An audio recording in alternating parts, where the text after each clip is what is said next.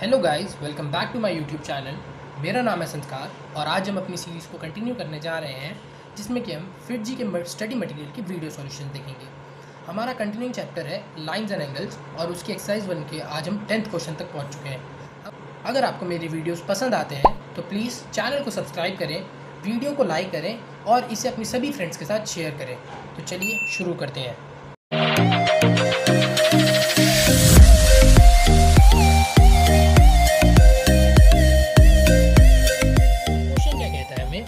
The incenter of the triangle formed by the lines y is equals to mod x and y is equals to 1। तो हमारे को एक triangle form होगा इन lines के through और उस ट्राइंगल का इंसेंटर हमें फाइंड करना है। तो बेसिकली हमारा पहला काम तो बनता है हमें एक ट्राइंगल को फाइंड करना है। तो मैं इन लाइंस को प्लॉट करता हूँ और देखते हैं ये क्या ट्राइंगल बनता है। मैंने इस यहाँ पे लाइंस को प्लॉट कर दिया है y is equals to mod x and y is equals to 1 को। मैं y is equals to mod x को थोड़ा सा एक्सप्लेन कर देता हूँ। हमें पता है y is equals to mod x का जो एक्सपेंशन है वो किस तरीके से होता है। y माइनस एक्स की तरह खुलता है when x is smaller than 0 और मॉड x प्लस एक्स की तरह खुलता है when x is greater than और इक्वल टू 0। तो सिमिलरली मैंने भी ऐसे ही खोला है। मैंने y is equals to x को प्लॉट करा है for x greater than 0 and positive. मतलब यहाँ 0 से लेके आगे जितना भी पॉजिटिव वैल्यूज़ है उसके लिए हमारा y की वैल्यू क्या रहेगी, y is equals to x। तो उसका ग्राफ कैसे जाता है, ऐसे। और y is equal to minus x जब x की वैल्यू नेगेटिव होगी। तो सभी नेगेटिव वैल्यू ऑफ x के लिए मैंने ये ग्राफ प्लॉट करा है y is equal to minus x का। And y is equal to 1, तो y is equal to 1 independent है x के पैरामीटर से कि नेगेटिव या पॉजिटिव। तो y की वैल्यू 1, ये रही लाइन। तो इन तीनों लाइन्स के इंटरसेक्शन से हमारा एक क्लोज्ड फिगर बनता है जिसे हम ट्राइंगल बोलते हैं। तो अब इन ट्राइंगल के कोऑर्डिनेट्स निकाले। देखो मैंने इन तीनों को मार्क कर दिया ए बी सी। तो ए तो 0,0 ही होगा क्योंकि ये एक ओरिजिन पे मीट कर रहे हैं। और बी कैसे निकाला मैंने, यहाँ पे y इज इक्वल्स टू 1 वाली लाइन इंटरसेक्ट कर रही है and y is equals to x वाली लाइन इंटरसेक्ट कर रही है। तो y इज इक्वल्स टू 1 डालेंगे हम इस इक्वेशन में, x is equals to y में। तो y अगर 1 डालेंगे तो x की वैल्यू भी 1 आएगी, तो उससे हमारा x भी 1 और y भी 1। अब सिमिलरली हमने यहाँ पे भी ये करा। अब हमने क्या करा, y की वैल्यू 1 थी, अब हमें x निकालना था। तो y की वैल्यू 1 डाल दी अब हमने इस वाली इक्वेशन में और x की वैल्यू निकाली।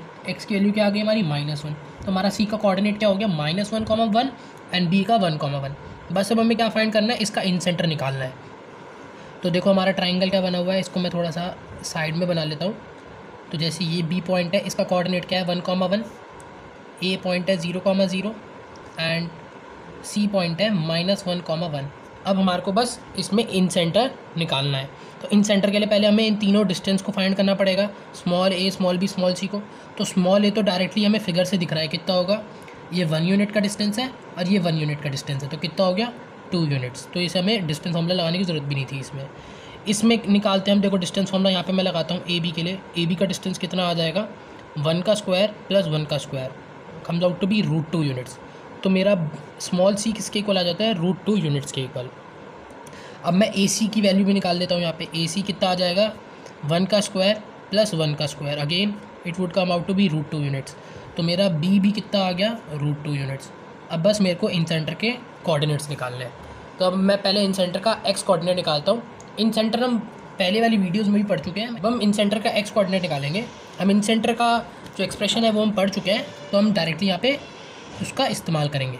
तो क्या होता है, a इंटू x1, तो small a into x1 is 0 plus small b into x2 √2 into 1 plus small c into x3 that is √2 into -1 upon a plus b plus c that is 2 plus √2 plus √2। ये किसके equal आएगा, 2 upon 2 plus, ये किसके equal आएगा, देखो ये हमारा आएगा 0 के इक्वल। क्यों, ये 0 और √2 माइनस √2 भी 0 के इक्वल आ जाएगा। तो आ जाएगा 0 plus 2/2 √2 that is equals to 0। तो i का x कोऑर्डिनेट क्या आ गया हमारा, 0। अब हम i का y कोऑर्डिनेट निकालेंगे।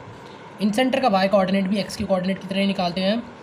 a into y1 2 into 0 plus √2 into 1 plus √2 into 1 upon a plus b plus c। ये किसके इक्वल आएगा, √2 plus √2 equal to 2√2 upon 2 plus 2√2।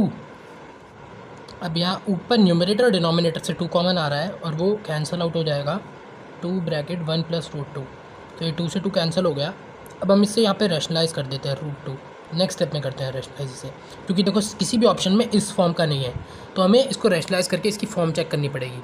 अब हमें एक्स के कोऑर्डिनेट 0 से तो ये तो पता चल चुका है कि बी पार्ट तो इसका नहीं होगा और सी पार्ट भी नहीं होगा, तो ए और डी में से कोई एक होना चाहिए। तो बस हमें ये चेक करना है क्या ये 2 प्लस रूट 2 आता है या 2 माइनस रूट 2 आता है रैशनलाइज करके। तो हम इसे रैशनलाइज करते हैं, तो देखो इसको रैशनलाइज करके क्या आएगा, root 2 upon 1 plus root 2 into root 2 minus 1 upon root 2 minus 1। And अगर हम न्यूमरेटर सॉल्व करते हैं तो रूट 2 इंटू रूट 2 हो जाएगा 2 माइनस रूट 2 अपॉन ए प्लस बी, ए माइनस बी बन गया यहाँ पे रूट 2 का होल स्क्वायर माइनस 1 का स्क्वायर, तो ये बन जाएगा हमारा 2 माइनस रूट 2 अपॉन 1। तो हमारा जो फाइनल आंसर होगा वो होगा ए पार्ट 0, 2 माइनस रूट 2। इस क्वेश्चन को हम सब्जेक्टिव अप्रोच से तो पूरा सॉल्व कर चुके हैं और ए ऑप्शन हम तक पहुँच चुके हैं, और मैं इसके लिए आपको एक ऑब्जेक्टिव अप्रोच भी बताऊंगा जो आपकी जेई के लिए बहुत ज़्यादा हेल्पफुल होगी, जिसको हमें बिना पूरा सॉल्व करें हम उसका आंसर निकाल सकते हैं। वो कैसे निकालेंगे, आपको इतना पता होना चाहिए इन सेंटर होता क्या है। इन सेंटर होता है इंटरनल बाइसेक्टर्स का इंटरसेक्शन। तो अगर मैं बी वाले एंगल का इंटरसेक्शन, अगर मैं एक बाइसेक्टर बनाऊँ, ये ए का बाइसेक्टर बनाऊँ ये, और सी का बाइसेक्टर बनाऊँ ये, तो आपको इतना तो पता चल रहा है फिगर से। अगर आप एक प्रॉपर फिगर बनाएंगे तो आपको इतना तो पता चल रहा है कि ये वाई एक्सिस के ऊपर लाई करेगा, और वाई एक्सिस के ऊपर क्या होता है, क्या हमारा x0 होता है, हाँ, तो हमारे वाई एक्सिस पे कोई भी कोऑर्डिनेट किस फॉर्म में होगा, 0, वाई फॉर्म में होगा, तो या तो ए ऑप्शन होगा या डी ऑप्शन होगा। तो हमारा यहाँ से हमें ये सॉल्व करने की ज़रूरत ही नहीं थी सी और डी के लिए, ये तो हमारे क्वेश्चन को पढ़ते ही, हमारी फिगर बनते ही ये पूरे दोनों एलिमिनेट हो जाने चाहिए थे। अब बात रही ए और डी में कैसे हम देखेंगे ऑब्जेक्टिवली कि 2 माइनस रूट 2 आएगी वाई की वैल्यू या 2 प्लस रूट 2 आएगी। अब हमें ये पता है इन सेंटर जो होता है वो ट्राइंगल के इनसाइड लाई करता है, तो हमारा ट्राइंगल के इनसाइड लाई करनी चाहिए ना कोई वैल्यू वाई की। तो क्या देखो खुद सोचो, 2 प्लस रूट 2 की वैल्यू 1.414 समथिंग होती है, तो 2 प्लस 1.414 तो हमारा 3.414 के अप्रॉक्स चली जाएगी, और ये वैल्यू हमारी देखो इस ट्राइंगल से बाहर चली जाएगी। ये तो 1 था यहाँ पे y1, तो y यहाँ पे कहीं होगा 3.414, तो क्या हमारा y कोऑर्डिनेट ये हो सकता है, नहीं, तो हमारा y कोऑर्डिनेट यही होगा, क्योंकि देखो ये क्या है 2 माइनस 1.414, ये किसके इक्वल होगी, 1 से छोटी ही होगी वैल्यू। इसको अगर हम कैलकुलेट करेंगे तो स्मॉलर देन 1 ही होगी, तो स्मॉलर देन 1 होगी, ये पता चल चुका है कि इस ट्राइंगल के इनसाइड ही, इस लाइन के ऊपर कहीं इस 0 और 1 के बीच में लाई करेगी, तो यही हमारा इन सेंटर होगा, और हमें डायरेक्टली इस पर टिक कर देना है, हमें पूरे को सॉल्व करने की भी ज़रूरत नहीं है। अगर आपको इस सॉल्यूशन में कहीं भी डाउट आता है तो आप कमेंट कर सकते हैं, मैं आपका जवाब ज़रूर दूंगा। तब तक के लिए गुड बाय, सी या, and I will catch you up in the next one.